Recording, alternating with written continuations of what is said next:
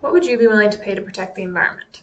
This may seem like an odd question, but in a time where the costs of human activities that impact the environment are not adequately considered, it is an important one to ask. My name is Danielle Spence, and part of my PhD research involved asking people living in the southern region of Vancouver Island how much they'd be willing to pay to protect and improve conditions at Elk Beaver Lake, an important lake for recreation in the area. This lake has been experiencing water quality issues primarily stemming from cultural eutrophication, which is the human-caused nutrient pollution of lakes, from activities such as agriculture and fertilizing urban lawns next to the lake. Eutrophication in this lake has led to the formation of harmful algal blooms, which are considered harmful for a number of reasons, including the ability of certain algal species to produce toxins that are harmful to human and animal health. Therefore, I presented people of southern Vancouver Island with a choice experiment survey.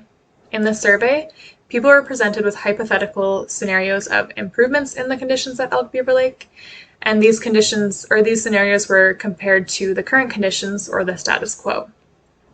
People who received the survey were asked to choose between the improvement scenarios and the status quo of the lake.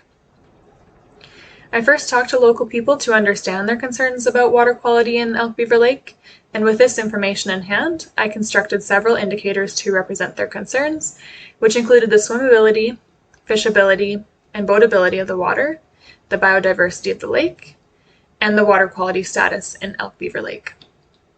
I used these indicators and several water quality reports to describe the current status of the lake, as well as to describe hypothetical improvement scenarios.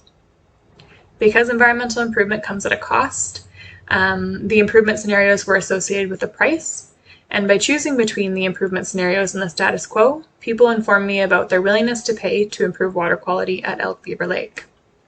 And what I found was, people had the strongest preferences for the indicator that measured how good the water quality was, followed by the swimmability and biodiversity of the lake. Throughout this research, I have been collaborating with local stakeholders and decision makers with the goal of producing research with more relevant outcomes for the community. The community has created a plan for improving the water quality in Elk Beaver Lake, which will come at quite a substantial cost. So my research provides a justification for implementing these plans because it shows that the community is willing to pay a substantial amount to improve the conditions of the lake, and shows that water quality itself is a priority in the community. So yes, I asked the people of southern Vancouver Island how much they would be willing to pay to protect and improve conditions at Elk Beaver Lake, and they answered a lot. Thank you very much.